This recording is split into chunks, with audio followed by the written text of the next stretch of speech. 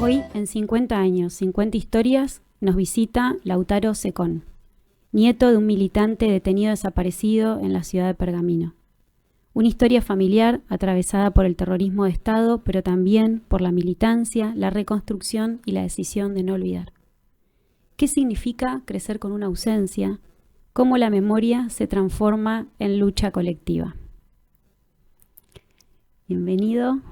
¿Qué tal? Muchas gracias por la invitación.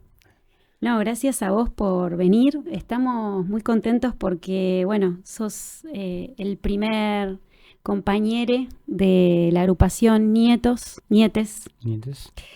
Y la verdad que nos parece la continuidad, ¿no?, de una lucha que venimos en el marco de estos 50 años y nos encanta que estés acá. Bueno, muchas gracias por la invitación, muchas gracias por el espacio. La verdad que siempre nos ponemos muy contentos, contentas cuando nos invitan a participar, a dar una entrevista, a poder multiplicar las voces, muy agradecidos. Y sí, soy parte de Nietes, yo soy de Pergamino, como bien decías, mi abuelo fue detenido desaparecido en Pergamino, y me vine a estudiar acá en La Plata, y acá participo de Nietes, La Plata, Bericia y Ensenada, así que estoy ya establecido acá. ¿Y desde cuándo estás en Nietes? Es nueva la agrupación, ¿querés? Si querés, cuento un poco Sí. cómo arranca Nietes, que es bastante nuevita, por así decirlo. En 2019, algunas compañeras de acá de La Plata también, por primera vez se juntan después de lo que fue el intento de ese fallo por el 2x1 con el pleno macrismo. Y bueno, hay como una juventud, específicamente de compañeras mujeres, que venían como muy efervescientes con las olas feministas, ya se venían cruzando algunas familiares nietas de acá de La Plata y bueno, deciden a través de eso, de esa fecha, empezar a organizarse como nietas. Entonces empiezan a tratar de juntar a algunos familiares, a decir las primeras reuniones Ujú. para ver cómo activar juntes, como bueno, específicamente como una nueva generación. En esas reuniones, la primera convocatoria que logran hacer acá en La Plata es el 16 de septiembre, donde hacen como unos pañuelos y unas banderas ya con el nombre de Nietes, como una decisión política de ser con la E también, que Ujú. después podemos hablar sobre eso. Y a través de eso empiezan a hacerle algunas notas y empiezan a hacerse conocidos también con gente de Capital. Y ahí es cuando empieza a crecer como, bueno, la novedad y una agrupación donde otros familiares directamente nos empiezan a poner en contacto. Después de eso, ya se había pensado como un gran evento para la semana de marzo y lamentablemente arranca la pandemia, así que eso que, bueno, fue trágico y nos obligó al encierro, por así decirlo, para prevenirnos y poder cuidarnos, a nosotros como agrupación, como Nietes, nos favoreció, porque a través de eso es que virtualmente empezamos a tener todas reuniones y se federalizó la agrupación, que ahí es cuando yo me entero. Yo estaba en Pergamino en ese momento y me entero por una nota que le hacen unas compañeras en un diario y me empiezo a sumar a reuniones de Zoom. Así que eso que en un momento fue terrible y esa incertidumbre por la situación que estábamos atravesando, también nos favoreció en el sentido de que empezamos a tener reuniones virtuales y conocernos entre pibe y piba de todo el país. O Así sea, que, se transformó en una oportunidad. tal cual. Y vos estabas en Pergamino en ese momento, imagino que en el colegio secundario aún, ¿no? No, no, no. Ah. No, yo terminé la escuela secundaria en 2013, me vine a La Plata en Ujú. 2014 y en la pandemia me volví a ir a Pergamino para estar con mi familia y bueno, Y contanos, vamos más atrás, bien. contanos un poco de tu historia. Ujú. Vos tenés un abuelo desaparecido Sí. en el marco de la última dictadura militar. Ujú. ¿Quién era tu abuelo? Mi abuelo es Luis Francisco Secón.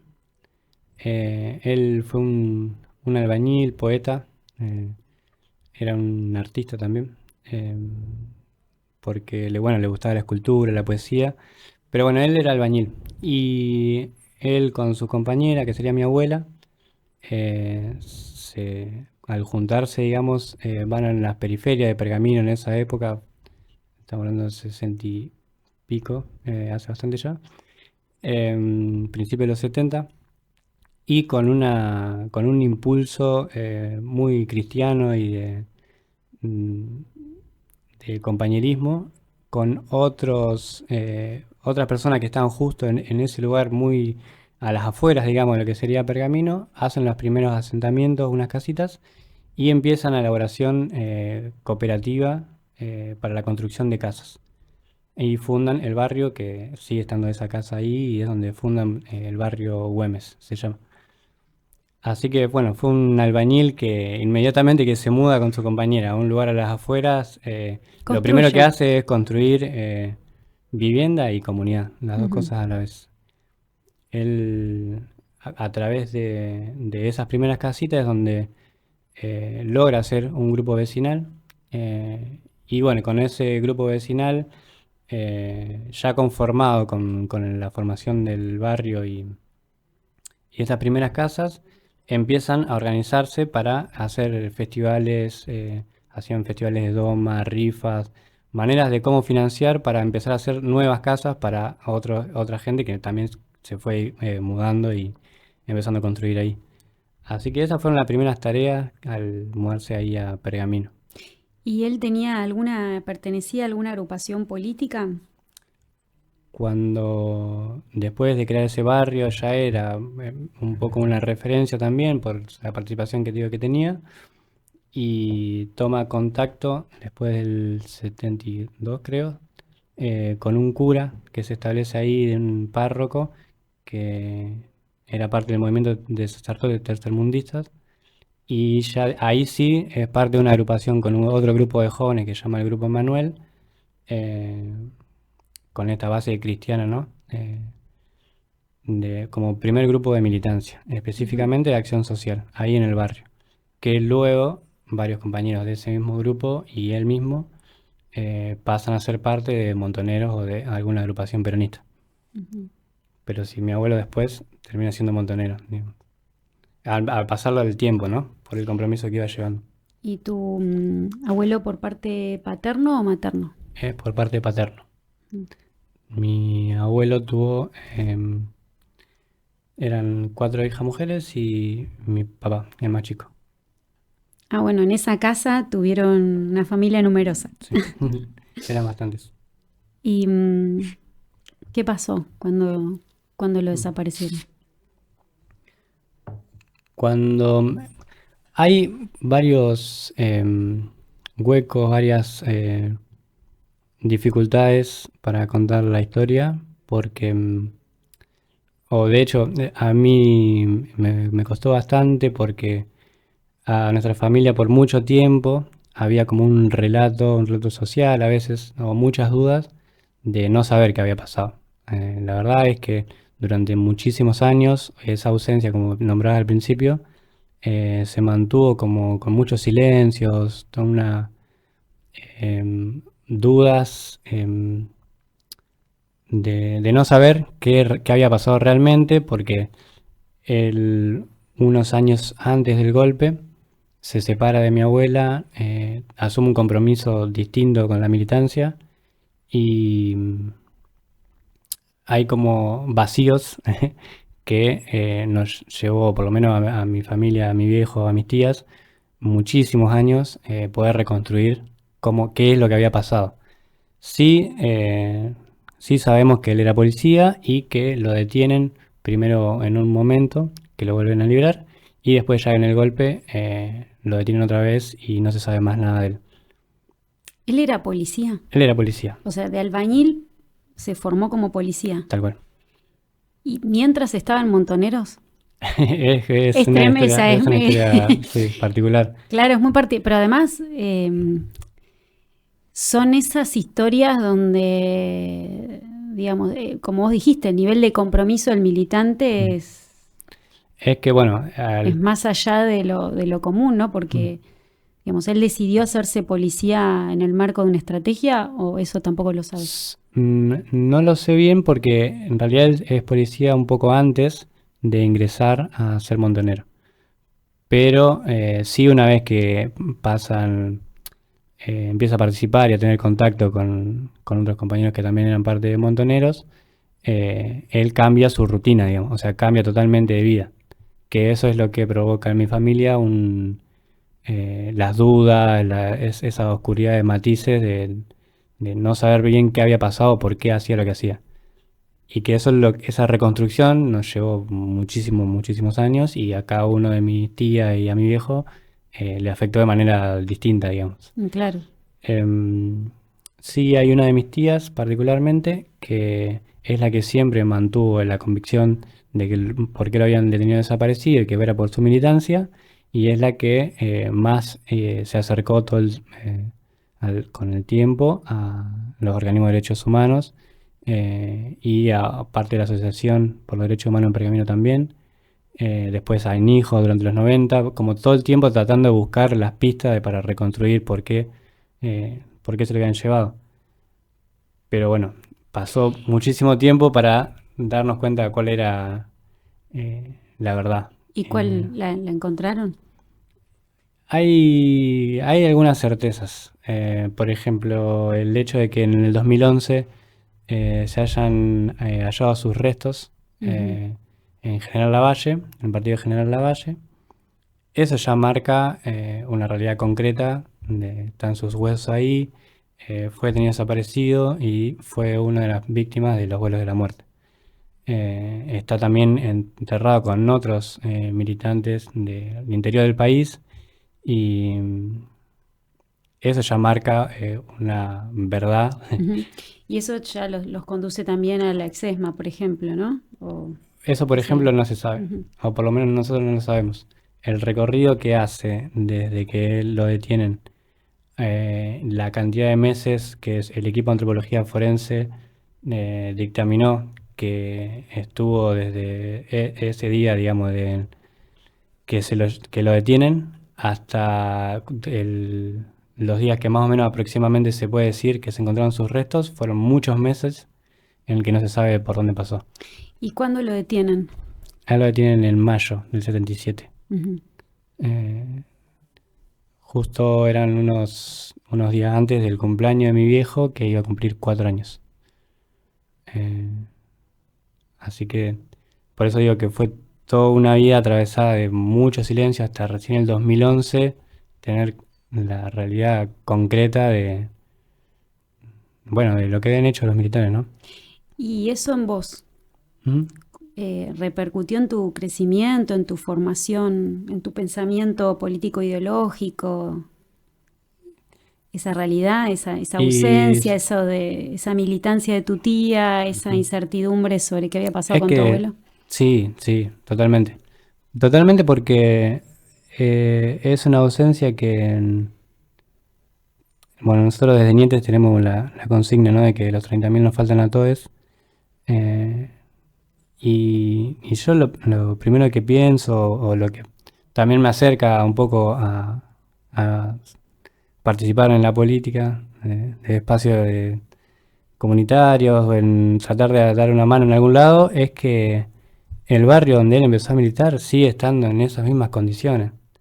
Eh, Ese barrio que había fundado con algunos vecinos sigue estando en una extrema pobreza y la gente tanto de Pergamino como pasa, digamos, después en todos los niveles, ¿no? En todas las ciudades, pero hay algo ahí de que la gente que realmente se comprometió para tratar de transformar las cosas es la gente que también nos sigue faltando ahora como un compañero capaz de ahora, bueno, ir un poquito más allá, eso que decía, ¿no? De esas personas fueron muy valiosas. Y eso creo que es lo que nos hace falta. ¿Y te imaginaste alguna vez algún diálogo? con ese abuelo militante, vos dedicándote a la militancia? Y me encantaría. Creo que es el diálogo que trato de tener con mis compañeros ahora. Como tratar de, no sé, pensar o imaginar que las causas de mi abuelo son las mismas de mis compañeros. No con él personalmente, sino con eso que todavía sigue vivo, digamos, que es mantener esa lucha. Sí, hay muchas cosas. De hecho, cada vez pienso que actualmente un montón de los problemas que tenemos son muy parecidos a los que estaban en ese momento, ¿no? Como este gobierno es capaz de hacer las atrocidades que hace, son las que parecieran que cada vez mi abuelo está más cerca, más cerca nuestro, como de pensar cuáles son las causas de los problemas o cuáles son las maneras de tratar de resolverlos. Mm. Y ahora estudias filosofía. Sí. ¿Por qué? Uf. Porque y porque primero porque me encantaría ser docente. Me gusta mucho la posibilidad de, bueno, de pensar juntos, dudar, eh, y bueno, y buscarle un sentido, como algunas cosas. Aunque capaz que no lo tenga, pero por lo menos intentar mientras se comparte la palabra y un tiempo, decir, a ver, pensemos juntos por qué hay cosas que no cierran, por qué hay cosas difíciles, cuál es el sentido de todo esto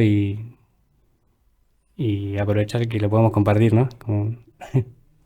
¿Y vos en Nietes encontrás un poco el sentido Sí, de por qué seguís haciendo lo sí, que seguís haciendo? sí, es lo que me motoriza casi todos los días. Pensar qué se puede hacer para cambiar el estado de cosas primero. Y después porque mis compañeras son una masa. ¿Cuántos Eh, son hoy? Hoy, bueno, nosotros en La Plata, particularmente, somos más o menos entre 10 15 personas más o menos. Pero bueno, eso que te había contado hoy de que durante la pandemia nos pudimos federalizar de manera virtual, después cuando volvimos a encontrarnos, a poder juntarnos, se empezaron a conformar distintas regionales.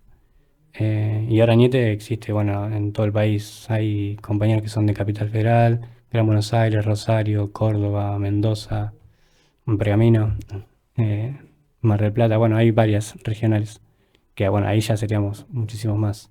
Y ahí, digamos, en eh, esta frase, ¿no? Memoria, verdad y justicia. Me Ujú. imagino, bueno, los debates que ustedes deben tener.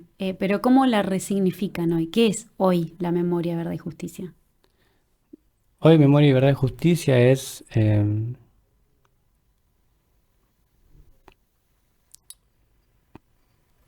hoy Memoria, Verdad y Justicia.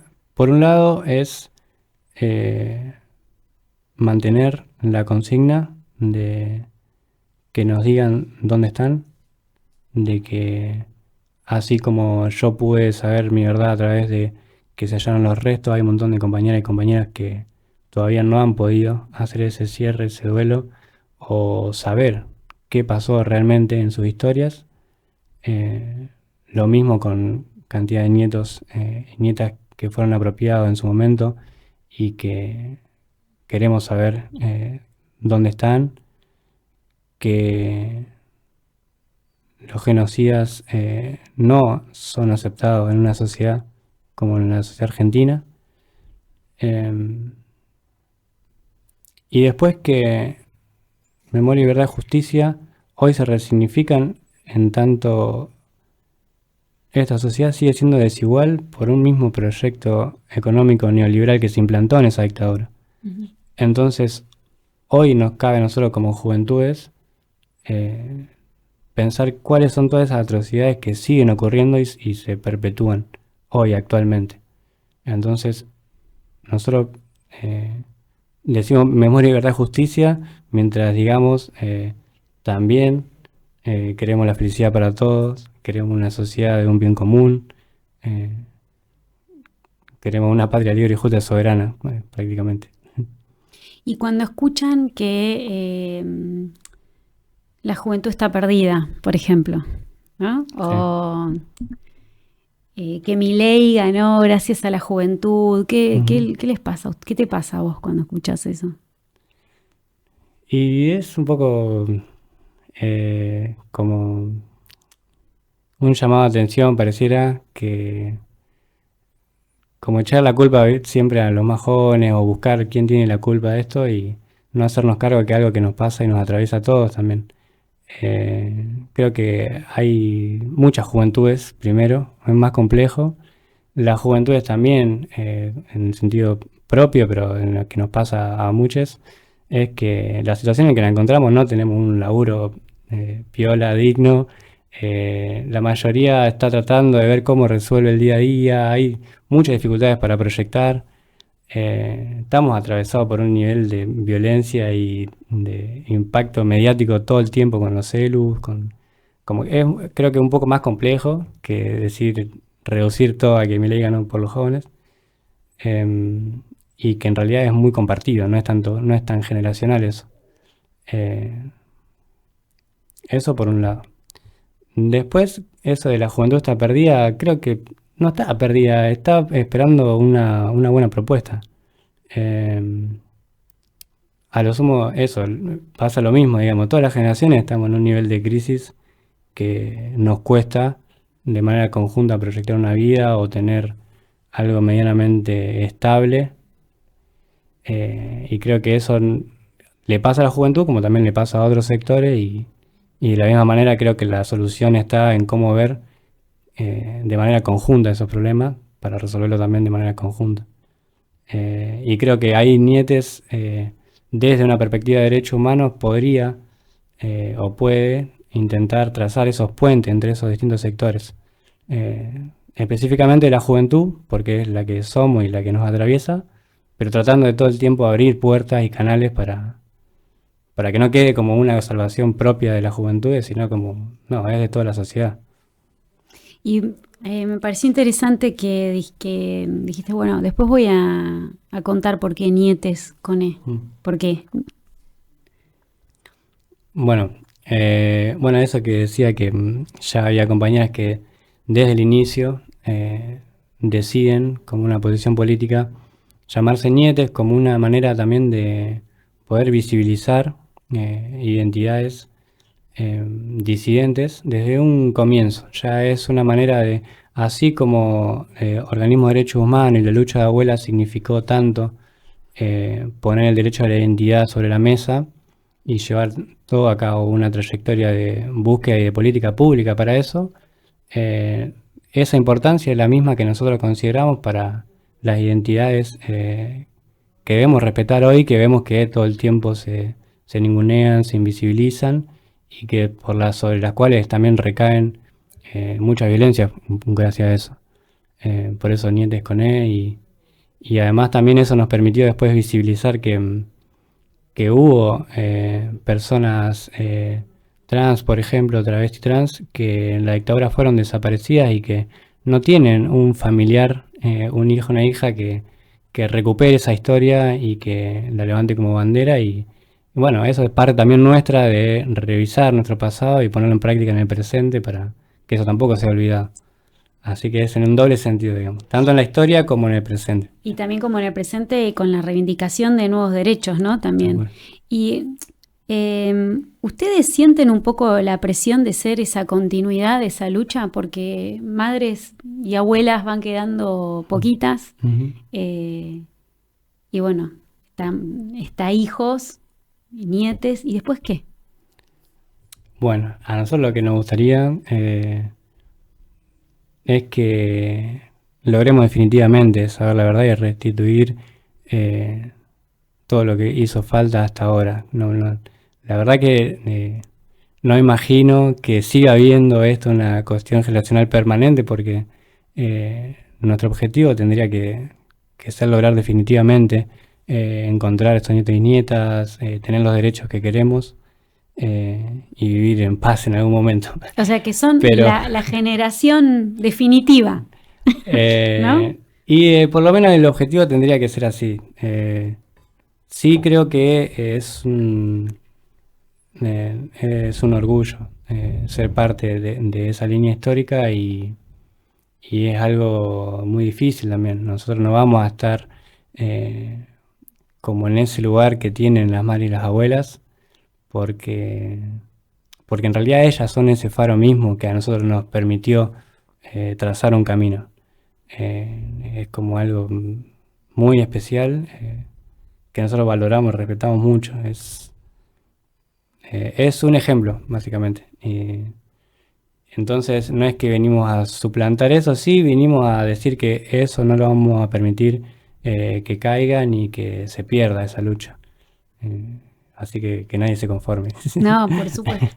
Vos sabés que ahora, y esto hablándolo, ¿no? Con vos, en esta charla que nadie nos ve ni nos escucha, Ujú, eh, madres y abuelas surgen en la búsqueda de sus hijos y sus nietos de una generación revolucionaria, ¿no? ujú, Que no se conformaba, y estamos hablando de una sociedad con prácticamente pleno empleo. ujú,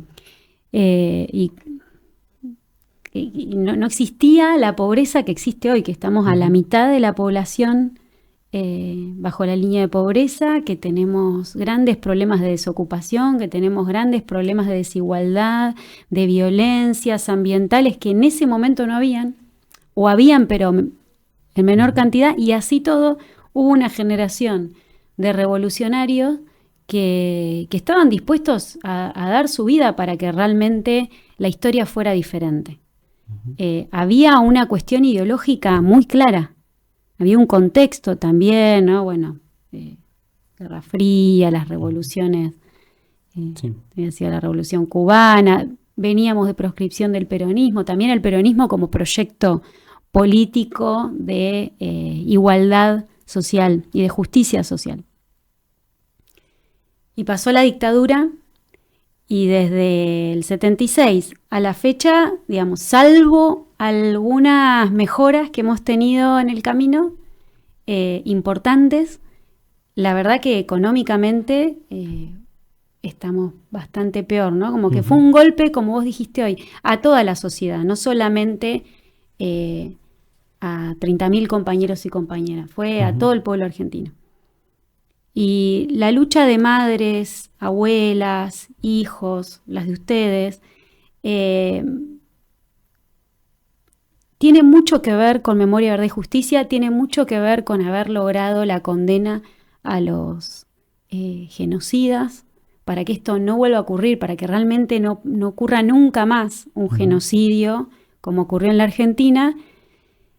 Pero tengo la sensación de que toda esa generación revolucionaria es la que realmente nos faltó como país para volver a hablar de que vuelva a haber justicia social.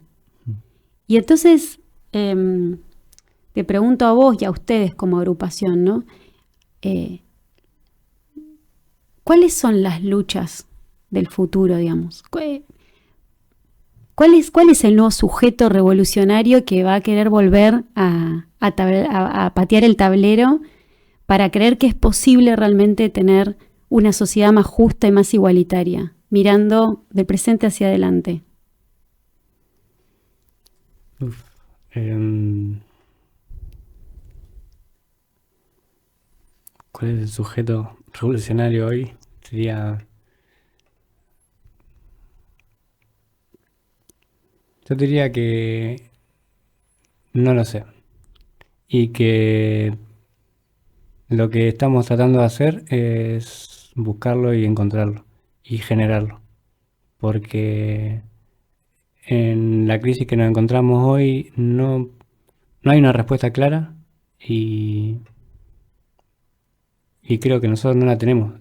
Que lo que tenemos que hacer como militantes o como comprometidos con esta manera de resolver la injusticia es generarlo, dar espacio, em, es brindar oportunidades, tratar de encontrarnos más, de discutir, obviamente, pero creo que lo que intentamos hacer es eso, Nosotros tenemos acá, por ejemplo, un centro cultural donde llevamos adelante acá un fines por una cuestión concreta de que veíamos en algunas pasadas en el barrio de que había gente que necesitaba terminar la escuela y buscamos la forma de generar un fines como para que esa situación, por lo menos tenerla como, acogerla, digamos, como una demanda, pero lo que tratamos de hacer ahí es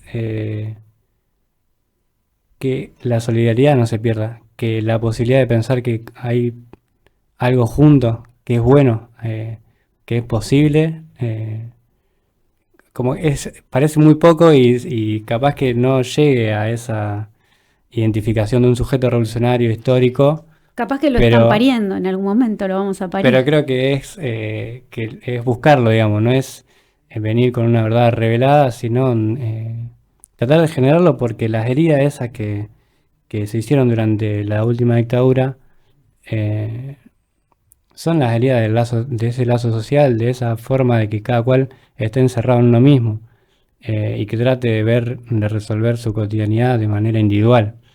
Y eso se mantiene, digamos, eso se profundizó con el tiempo. Que ahora decís vos muy bien, para mí comparto, digamos, que estamos en una situación totalmente peor en nivel económico que hace eso de que cada cual se busca llevar su vida como puede. Entonces, bueno, tratar de que eso no se pierda, que hay una salida posible juntos, digamos. Y si no, por lo menos que compartamos ese malestar, pero que busquémosle la solución. Eh, es esa parte, digamos, de que quisieron romper, es la que nosotros tratamos de ir uniendo, digamos. Aunque nos lleve toda la vida, puede ser.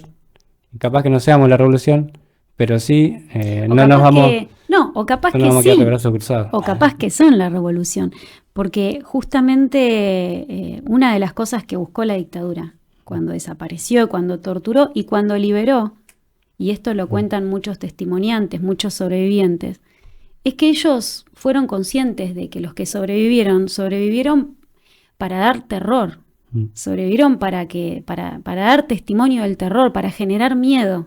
El miedo paraliza, ¿no? Sí, Y esa era total. la victoria de quienes torturaron, desaparecieron, o era lo que ellos creían Ujú. de por dónde iba la victoria, ¿no? Por lograr desarticular esta solidaridad, este pensamiento colectivo, estos lazos comunitarios, fue lo que buscaron. Y un poco lo lograron porque realmente a la sociedad le falta tu abuelo, Ujú. ¿no? Le faltan todos los compañeros y compañeras de esa generación, pero que estén ustedes y que estés vos acá, para mí es un triunfo nuestro y es una derrota de ellos, Sí. porque estás vos acá y estás yendo a hacer un fines, un barrio, y estás retomando el trabajo de tu abuelo, pero hay un montón de otros jóvenes de tu generación que no necesariamente fueron víctimas directas y están creyendo lo mismo. Ujú. Más allá de ser conscientes de todo el horror, de toda la tortura y de toda la muerte de lo que fueron capaces de hacer. Hay algo ahí de nuestra generación que capaz eh, que no sé, pero me gusta pensar que hay como una inquietud, que, que hay algo que no está bien, que suena, que está haciendo ruido, que quizás nosotros como militantes o como quienes ya hace varios años que participamos, tenemos una manera tradicional capaz de la política que nos tendríamos que empezar a sacudir un poco y empezar a juntarnos igual con gente que piense distinto, con gente que no está de acuerdo o que tiene otra visión de las cosas, pero que sí está disconforme con la situación en la que estamos. Y buscar a veces puntos en común muchísimo más básicos que quizás los partidarios políticos. Y hay que hacer una tarea enorme y difícil y larga, pero yo creo que se puede hacer y por lo menos lo vamos a hacer. Por lo menos los vemos Lo con vamos a ganas. intentar, sí. Bueno, Lautaro, gracias. Gracias por haber venido y tenemos acá un muy humilde presente nuestro Ajá. que es para vos y por Oh, supuesto para toda tu agrupación. Y muchas bueno, y gracias. te preguntamos, Ujú. ¿qué ves ahí? Oh, es un espejo. ¿Qué? 50 años, 50 historias. Bueno, veo mi reflejo. 50 años, 50 historias, ¿no? Y me gusta pensar que el espejo, 50 años también pueden ser para adelante. Y, y me gustaría ver o